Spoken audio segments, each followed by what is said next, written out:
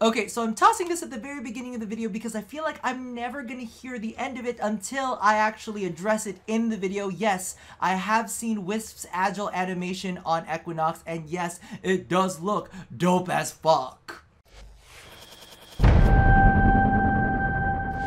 Hey, what's up you guys, this is Rob from Gay Guy Plays, and today on The Snapshot, our holes have never been this glorious when we take a look at Wisp. Now, you can pick up Wisp's blueprints as well as the rest of her parts from the new boss fight on Jupiter. However, if even attempting to pronounce the name Ropalala list has you triggered and makes you want to wash your hands of the entire situation, you can always pick her up in the market pre-built along with a Warframe slot and a catalyst, no, that joke will never die, for 325 plat. However, do be aware that she is also a part of the Wisp collection bundle, so make sure you go ahead and check that out in case you've got a little bit of extra plat to burn. Alrighty, so before we jump into Wisp's abilities, let's go ahead and take a look at her base stats. As you can see, her armor sits at 150, her health is at 100, and her shields are down at a pitiful 75. Now, clearly, this means that she is quite squished and will be reliant on her passive as well as the rest of her abilities to keep her alive, which is very, very nice because she does have 200 energy, which tops off pretty high if you've got a prime flow on her. In addition to all of that, she's got a sprint speed of 1.2, making her quite quick and adds to her evasiveness. So let's go ahead and kick things off with Wisp's passive, which you cannot read at the moment because my camera is blocking it. However, I will read it for you. Flowing between dimensions, Wisp becomes invisible to enemies while in air, and let me tell you, this thing is quite effective. Now, Wisp's passive is visually represented by all of these little sparkles that come off of your body. And one of the things that I want to note right here is you can see there's a little bit of a delay after touchdown where the particles are still there. So as you can see right here, we can kind of keep that invisibility going even if you touch down on the ground for a moment. Just as long as you keep moving, you'll be able to keep this passive. So I'll go ahead and show you how that works right here. I'm actually going to go ahead and spawn 20 corrupted bombards with no invincibility whatsoever. And let's hope to God that I don't fuck this up. But as you can see right here, I haven't actually alerted these guys whatsoever. Even if I'm touching down on the ground, I'm going to die. Oh my God. Oh my God. Move, Wisp! There you go. Now we're invisible again. Everything is fought. Okay, so we gonna try that one again. Now, as you can see right here, just as long as you keep your feet off of the ground for too long, these enemies will not be alerted to you whatsoever. We do have some people pathing up on the sides, but as you can see, I can jump right in their face.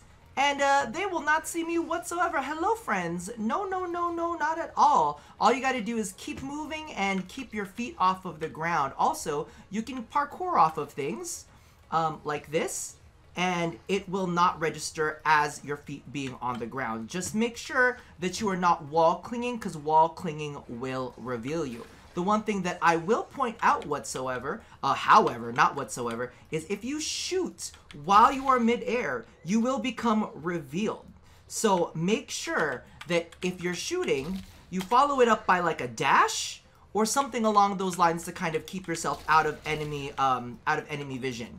So again, make sure that you're consistently moving. If you're gonna shoot an enemy in the air, make sure you do like an air dash or something to kind of refresh the invisibility. But all in all, a really, oh my God, they're gonna kill me. An amazing passive. An amazing passive as long as you keep moving. Now, Wisp's first ability is Reservoir. Choose and summon a reservoir filled with motes that attach to and aid Wisp and her allies. Haste Mote grants increased movement and attack speed. Vitality Mote increases maximum health and heals over time, while Shock Mote stuns nearby enemies. It's all pretty self-explanatory. However, there are a couple things that I wanted to go ahead and show off. So the way that Reservoirs is activated is through a tap and hold system. As you can see right here, I'm tapping the ability key fairly quickly, and I'm able to cycle through the different reservoirs that are available. However, if I hold down the key, I place a reservoir. I can go ahead and cycle to the next reservoir, hold that key down, and then place that as well, and one more quick tap, and then a hold, boom, right there, and we have all 3 reservoirs. You'll note that we have these little weird vase looking things. I really hate the way that they look. I know that some people are like, oh, they're so cute. I don't think they're cute at all. They look like weird floating slugs, and I hate it. However, one of the things that I do want to point out is down there on your ability kind of graphic, it shows that I have 3 reservoirs up. You do have a maximum of 6 that you can place. So what happens is after you place your 6th, the next one that you place will replace the oldest one that you have out. In addition, if you take a look at the buffs corner of the screen, you'll notice none of them have a duration. They're all just in the infinity symbol. I forgot what the word was, but we're going to continue going. However, if I leave the zone, you'll see that there is a duration attached to them. But once I enter the zone again, it's infinity symbol all over again, and the buff is completely refreshed. Now, there is one thing that I want to go ahead and show off to you guys, because when I was using these motes, one of the ones that I was a little bit skeptical about was shock mode. I was like, I don't know how good this is going to be. However, upon playing it, it's actually surprisingly good. Again, we're going in this time with 5 corrupted bombards because I believe there is a max of 5 targets at once. So we're gonna simulate that real quick. I have no invincibility on. So in combination with her invisibility, she's actually able to stay alive fairly well with all of these motes, as well as the shock mote installed. So you can kind of keep them CC'd whenever you're on the ground ready for some combat, and then you can keep them shocked. And you have to keep in mind that this does follow the rule of animations. So if an enemy is in the middle of an animation and they get that shock on them, more likely than not, they're not going to be put into the shock or stun animation, which is a bit of a bummer. So keep in mind of that fact whenever you get too close to an enemy and they do a ground pound, because after the ground pound, they're not going to be in that shock animation. They're actually just going to be they're going to be continuing the battle. So keep that in mind. However, what you see here is one person with this shock mote. You'll actually notice that it's even more effective when you have a full team of people using these shock motes and keeping everything CC'd. It's actually pretty cool and something that I'm kind of like feeling a little bit, how do you say, like I'm eating crow. Because it's definitely not as bad as I thought it was going to be. Moving along, we have Wisp's second ability, Will-O-Wisp. Cast forward a spectral image of Wisp to confuse and distract enemies, reactivate to travel to its position. Hold to have the image travel faster, and teleport to its position on release. Now, if I'm going to be honest with you, it sounds really simple, sounds really easy. However, this is quite powerful. So there's a couple very interesting aspects to this ability. As you guys know, there's 2 different types of activations. A tap, which just lets it go at a normal speed, and then you tap it again to go ahead and teleport to it, or a hold down where it travels a bit faster. But I want you to pay attention real closely as I cast this ability. So as you can see, the little decoy is floating down, but if you pay attention to what's going on with you, you're glistening very similarly to the way that you glisten while you are using your passive, because you are actually not invincible, but invisible during the duration of this ability. So again, I'm gonna go ahead and cast it, and the entire time that you are glistening like that, yeah, they can't see you. So let me go ahead and cast it again, and if I go ahead and activate it early, you'll notice you're actually invincible for 3 seconds, okay? So invisible when you cast it, right there, and then invincible for 3 seconds upon teleporting to its position. So that's how it kind of moves at normal speed. I'm going to go ahead and hold it down real quick so that you guys can see how it moves when it's going even faster. So I'm holding it down now. I've released, and boom, I've popped out. Now, one of the things that I definitely want to make note is that over time you kind of get a feel for the travel time for these things, and you can aim them. So as you can see right there, I wanted to go up, and now I'm up. And after a little bit of practice, you'll actually get really, really good at, you can't really steer them, but you know what I mean, like placing them and timing them. Now, I want to go ahead and show you how this works in actual gameplay, because this is definitely what stunned me, because I was like, wow, this is actually kind of good. So as you can see, I'm invisible, but they're going and shooting that little decoy over there. They have no clue what's going on with me, but if I do a little jump, boom, I can kind of dodge all their little abilities while that bar is going down. And as that bar ends, you can just go ahead and do a quick jump to get invisible again, right? So I'm invisible, lead that decoy away from them, and they still can't see you. They're not gonna hunt you down because you're invisible the entire time that decoy is out. Just make sure that you're not, because the tap decoy isn't very fast. It kind of goes through like a little meandering speed. So what tends to happen is sometimes you can get to places faster than that decoy does, but the entire time that is out, you're invisible. So just a quick jump, right? And they can't see you. Hello, hello, go get that guy over there. Very, very, very handy. And one of the other things that I do want to mention is that when you use the ability, you can actually place yourself in a kind of safe space, because some of your other abilities, kind of like the shock mode, will CC enemies around you, and the next ability we're going to take around was actually going to go ahead and CC enemies around you as well. But that 3 seconds of invulnerability is very handy at getting you to where you need to be and casting your abilities from there. Now, there are synergies that I want to talk about, but we'll get to that in the next round. And now we jump into some real juicy bits with Wisp's third ability, Breach Surge. Open a dimensional breach to overwhelm nearby enemies and cause them to release aggressive surge sparks when damaged. Wisp may also target a reservoir to teleport to it and double the range of the surge. Now, one of the things that I want to point out here is we have a damage multiplier and a status chance listed. What these are referencing is the chance to proc a surge spark, and keep in mind that the surge spark is procced when an enemy takes damage. So that can be from an ability, that can be from a weapon, that can be from a weapon proc. So all of you slash proc lovers out there, y'all can go in with all them procs and you just see all these little surge sparks running around. Now, the damage multiplier refers to the damage bonus that these surge sparks get. Initially, I thought that the damage multiplier would apply to any of the enemies that were affected by the surge, but no, it is specifically how much bonus damage that these sparks do. So let's go ahead and take a look at all of the different synergies that come along with this ability, because it's pretty fucking sick. Alrighty, so let's go ahead and take a look at the basic usage of this ability. As you can see right here, I've cast Surge Sparks, and I'm going to go ahead and shoot this enemy. And as you can see, there is only a chance to proc the Surge Sparks. There you go, we've got a couple flying out there off of those slash procs. Notice, I'm not shooting, but those slash procs are causing more Surge Sparks to spawn.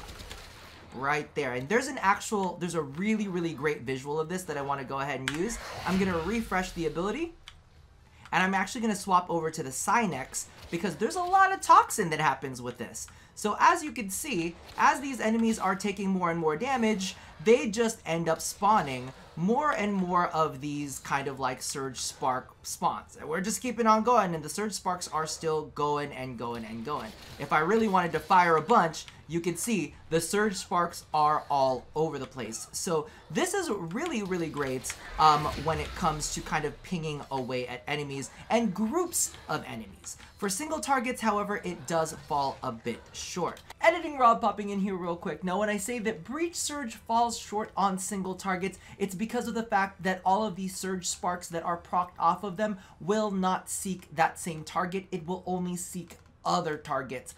Unlike Oberon's Smite, where you cast it and it'll kind of curl back in on itself, these ones will not actually do that. So I'll go ahead and pass it back to Past Rob. Boop. Now let's go ahead and move on with the synergies of this ability. What I'm actually going to go ahead and do is kill these guys off real quick. We're going to grab a Billy real fast. We're going to keep him exactly where he is by pausing the AI real quick. And what I'm going to do is let's go ahead and mark him with distance. So the first synergy that we have is going to be a distance synergy when used with the reservoir. So as you can see here, he's 29 meters away. I'm going to go ahead and cast those sparks, but you can see that it does not reach them. However, if I go ahead and put a reservoir down, you'll notice one thing. When I mouse over it from outside of the reservoir area, there's a little circle that spawns. When you go ahead and teleport to that area, you use 3, and it will cause you to transport there. But notice that that enemy that was out of the range of my initial ability, the range is actually doubled from this reservoir. Note one thing. if I cast it from inside the reservoir, it does not double it. You actually have to target the reservoir, teleport to the reservoir, and have that double the range. So again, I'm gonna go ahead and show you how I can teleport to the reservoir, and boom, we hit that guy over there with the double range. Very, very freaking cool. Now, the other thing that I want to point out is you can actually use this in combination with her Will-O-Wisp ability. So as you can see right here, let's see if I can get some distance away from him.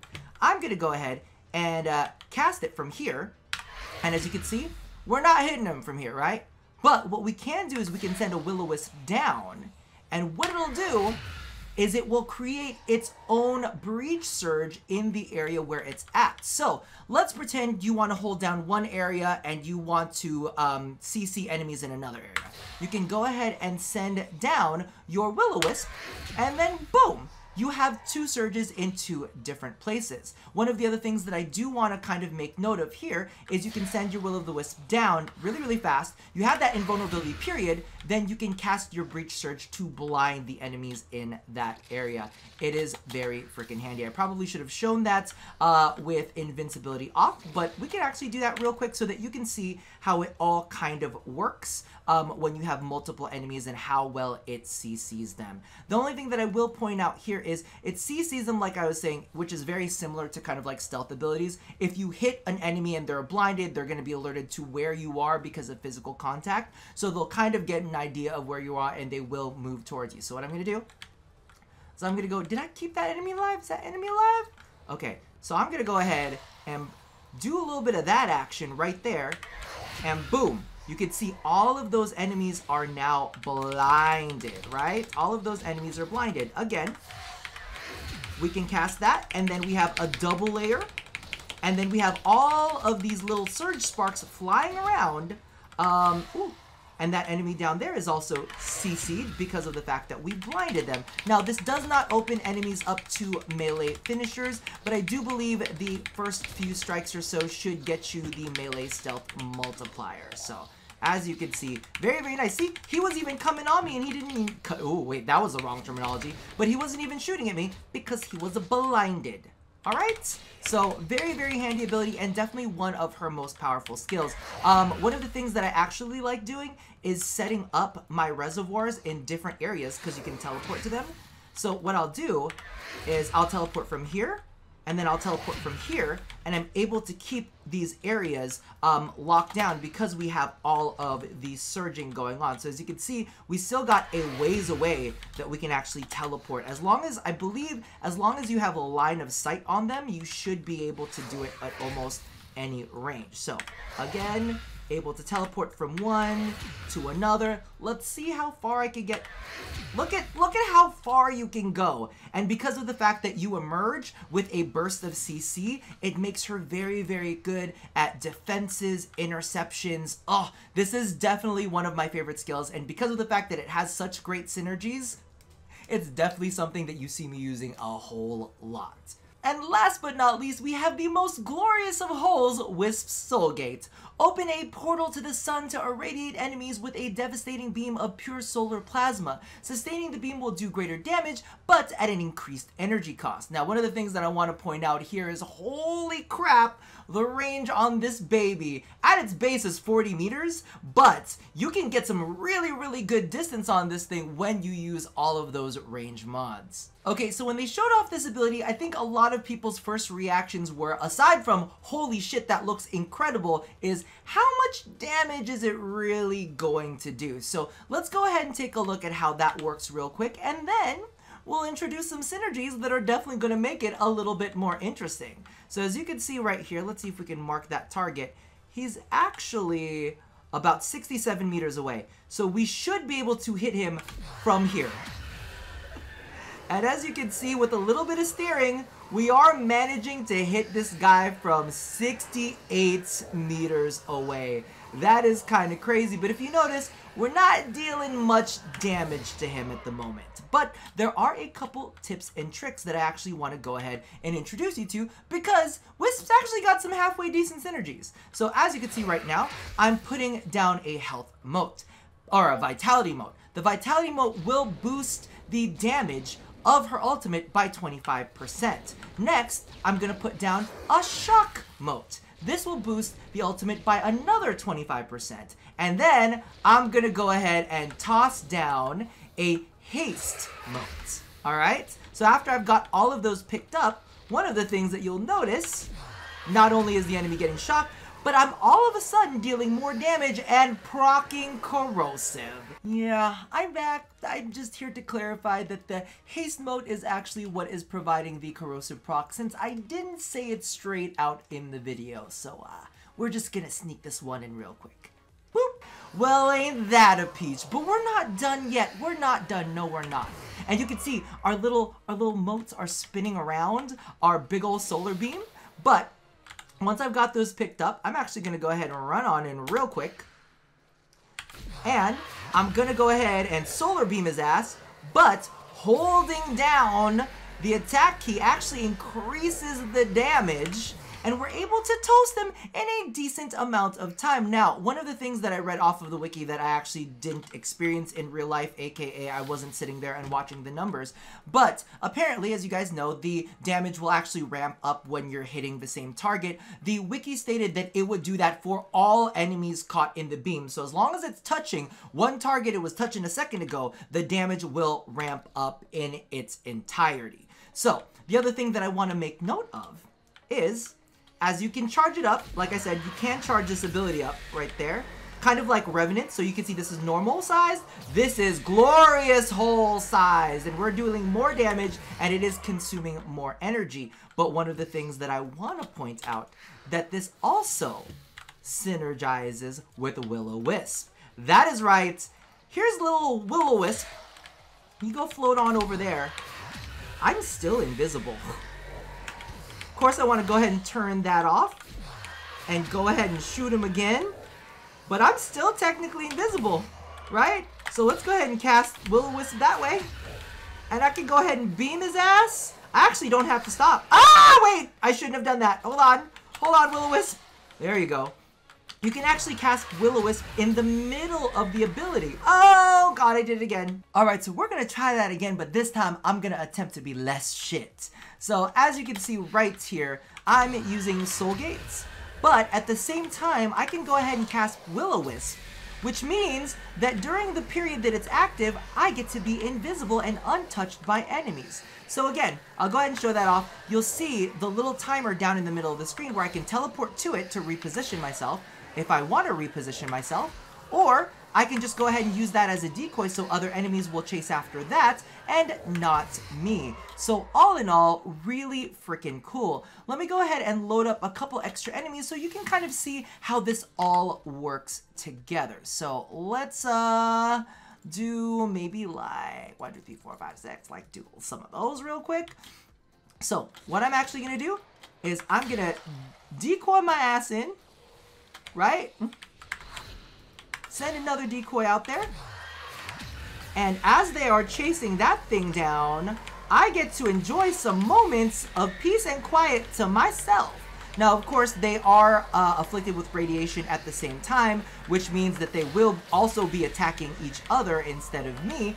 But, hey, that's one less thing that I need to worry about. Now, another thing that I actually want to go ahead and point out, which is my favorite combination of the bunch, because you can, you know, synergize these things together, is as I'm jumping in, I could go ahead and cast a little bit of that, do a little bit of the Breach Surge, and then, my baby, go ahead and send out a little decoy while all of these sparks tear apart these enemies. So I'm definitely into all of the ways that Wisp can combine her abilities to become a very...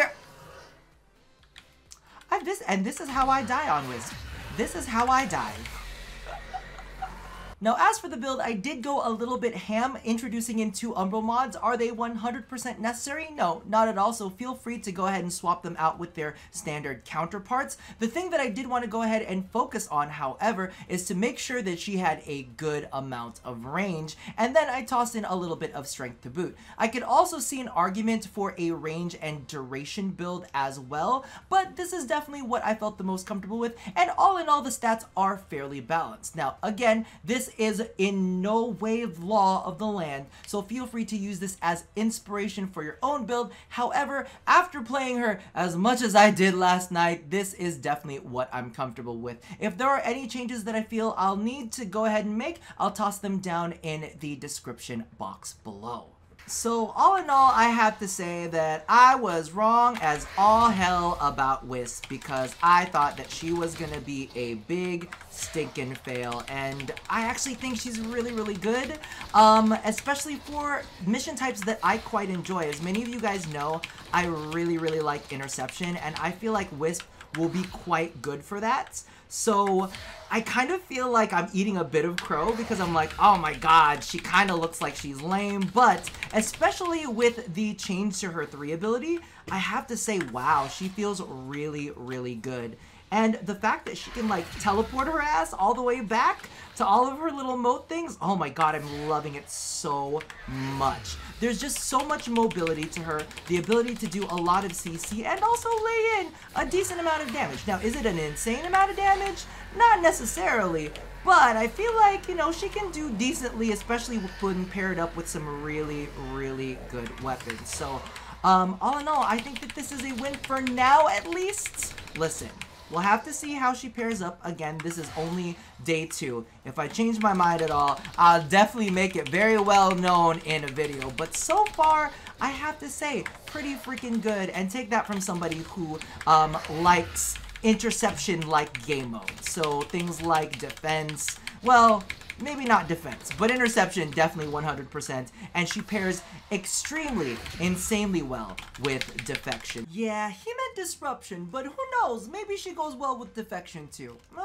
Whoop. So, if you haven't checked her out from the Ropalala list, definitely go ahead and take a look at what she's up to today. Her and her teleporting ass. Oh, it's so good. Regardless, that about does it for me for now. And as always, love somebody, hurt nobody, and touch your body. I'll see you guys next time. Bye-bye.